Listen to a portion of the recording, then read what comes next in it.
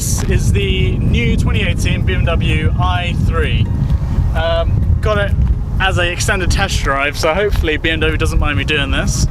But I think, in this spec, this is actually quite a normal but attractive looking hot hatch. Well, not a hot hatch, but a hatchback. Right, now let's walk around and I'll just point out some of the cool little bits. Right, no, they had to keep this because it's BMW, but that's just plastic or whatever it is. Under there is not an engine, it's a bunch of cables. Actually, you know what? We're going to show you what's under there. There you go. You press the little button on the key fob, and then you fiddle around here like you're doing a prostate exam. And you do get to it eventually, but I can't do it. I think we all have performance issues sometimes. Anyway, that mess is in there.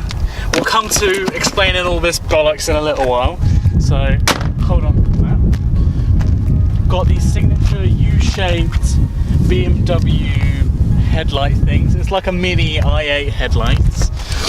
For the 2018 model, we've got a redesigned front bumper, which is just less messy, and I think it looks quite good. It does the car a lot of favours.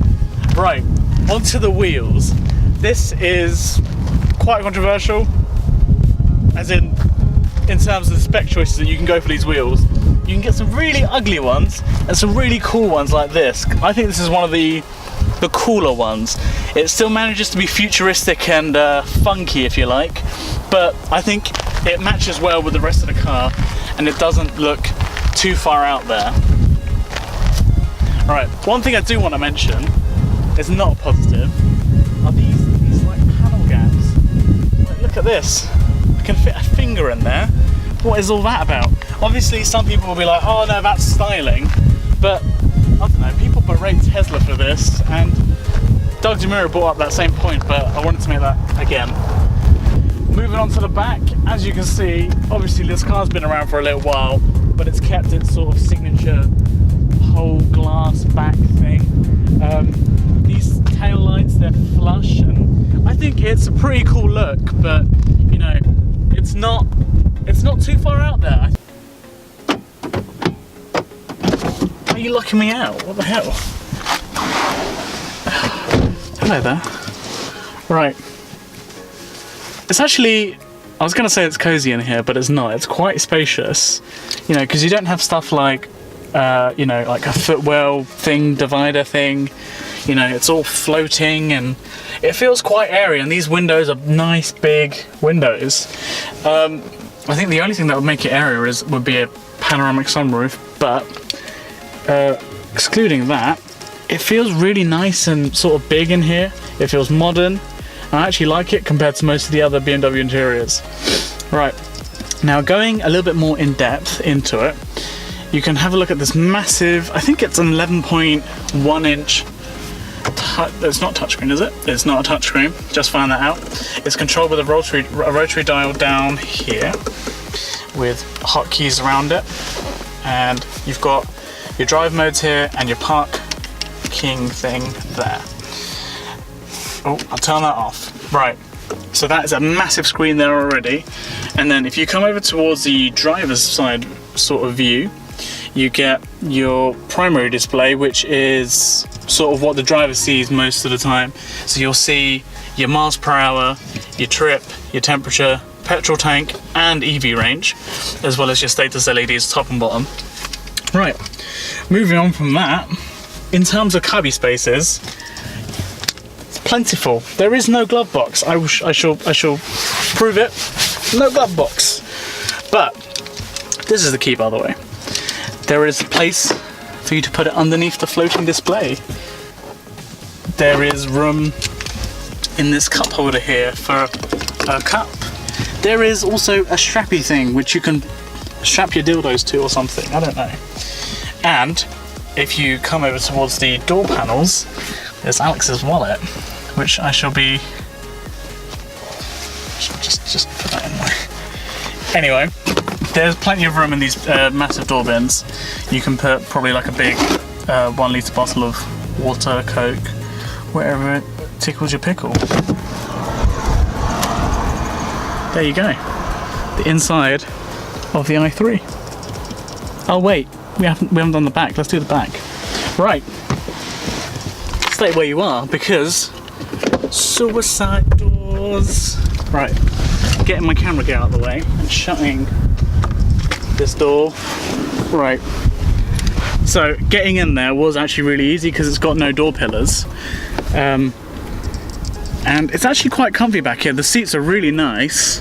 The only thing I don't really like is that you can't put your feet right underneath the seat in front, but it depends. Like, you know, your mileage may vary. If you've got small feet, if you're into feet at all, it might work.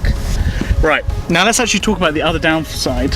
So, for example, say, I don't know, for whatever reason, we've been on a drive, our friend has just gotten out of the passenger seat, and our driver is still in the passenger seat. Now I'm stuck back here, I've got my seatbelt back on, it's now raining. This is the door situation. So, for whatever reason they pissed off, we have horrible friends, right? So I now have to get out, sort of, shut this door, and then I have to fold this seat forward using that lever there, and then grab this. And like, that's such a palaver. I just don't think it's worth it for the lack of door frame. Although, to be fair, once you're in the back, it's alright. Headroom's good. So, driving the i3. What can I say? It's actually really fucking nice. That might be because all I've known and all the channel has known is, you know, £2,000 piece of shits. But it's just like a whole new world. I think it's partly because it's an EV, partly because it's a new car. Right, firstly the EV bit.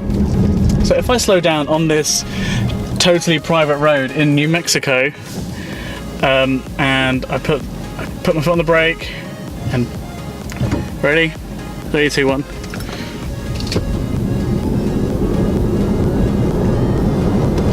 And that's an undisclosed speed that I won't mention. Don't look at that.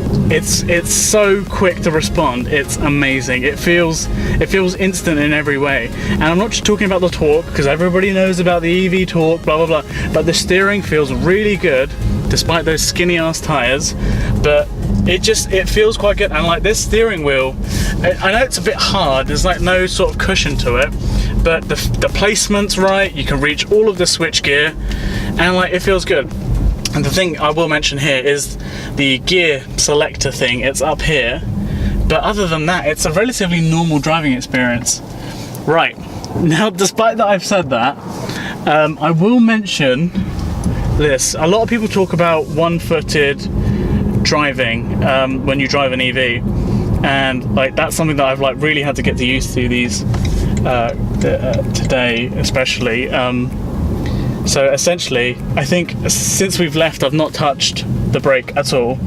My foot has been on the accelerator or off it, and that, if you just have a look at the driver display, when it's on power, you can see that it's on e-power, but when it's charging, you can see that it brakes for me, but it also charges up the batteries. So there's never really a need for me to touch the brakes, obviously, apart from an emergency situation, which is perfect. Right, that's a brilliant segue actually, because the ride in this car, I think it's quite BMW-esque. It's very sporty, it's fun about 25% of the time, and to be honest, I think that the people who are going to be buying these cars don't really care for it. But let's be honest, I'm going to be frank, I've done enough beating around the bush. It's stiff, and these massive 21-inch wheels don't help. But other than that, in terms of funness to drive, yeah, patented. Funness to drive, it's actually quite up there, because if you sort of think performance hatchback, you don't think the i3 obviously, but you know, you can be good to the environment and you can still have fun. So as we're stuck here in the traffic, let's talk about all the boring stuff, but also kind of fun. I don't know why. It's money's fun. So £0 road tax. Depending on where you charge, it can be free, or you know, if you charge at home, it might cost you a couple of quid to go sort of around 150 miles, depending on the range, how you drive, blah blah blah blah blah. Anyway, so this specific model is a range extender one, so it has two engines technically. It has the electrical motors, but it also has the, I don't know why I pointed that way, it's completely the wrong way around. It has the electrical motors in the rear, which drive the rear wheels, but it also has a 650cc motorcycle engine, which charges the battery to extend your range. Funny that. So, if you run it on the range extender alone, you'll get around 40 miles per gallon, supposedly according to like all the US figures, but that's not really a smart way of doing this, and plus you'd be filling up endlessly. I think it's like a 2-gallon fuel tank, so yeah, you'd probably getting 80 miles per fill up, but you'd fill up every 80 miles, and it's kind of a pain. Let's just do one thing here while we wait for this red light.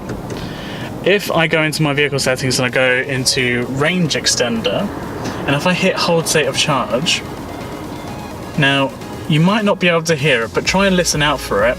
When we get going again, what the car is going to try and do is use the 650cc motorcycle engine to keep the range at 32 miles. Now what that lets you do is, I don't know, if for example there were in the future zero emissions cities, you could charge up on your way there with the range extender, get into town, have like, I don't know, 100 plus miles of range, especially on this model, and then go about your day, plug in when you're there. You know, it's quite a good idea. I think more cars should be built like this, because to be honest, there aren't many competitors to this car. There's the Leaf and there's the Zoe, but they're all electric. They've not got very much range, you know.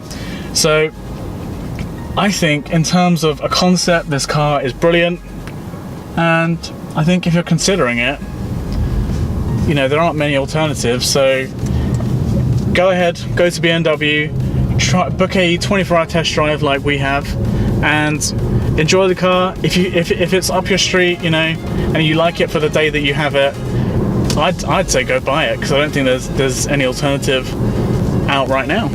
So price, if you're buying this thing new, it's very, with some of these options like the Harman Kardon sound system, the big touchscreen, the big infotainment display, and you know, all the bells and whistles essentially, which is what you kind of want a car like this to have. It's near enough 50 grand. So we are driving around in a £50,000 BMW, and we don't actually own it, which is an interesting proposition. But you can get these used, and again, like, you can probably go to a BMW dealership. You can probably find one for a lot of budgets now, because they've been out for a few years, and you can probably find a 15 or 16 plate for, I want to say, £17,000, which when you think about it in the grand scheme of things isn't very much. Again, there are two models available, EV and the range extender. The EV is purely electric, as it suggests. It's slightly quicker, it has obviously less range, but it is lighter and it's a tiny bit better to drive.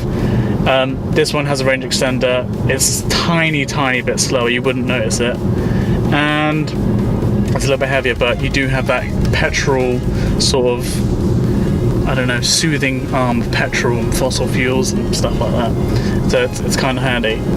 I think that's it for this one, to be honest, guys. We've had a lot of fun reviewing this. If you guys have any cars that you want us to review, or you want to give us one of your cars to review / give us your car full stop, let us know. Email us at our email, like our Instagram, like the page, like the video, subscribe and all that jazz, and we'll see you in the next one.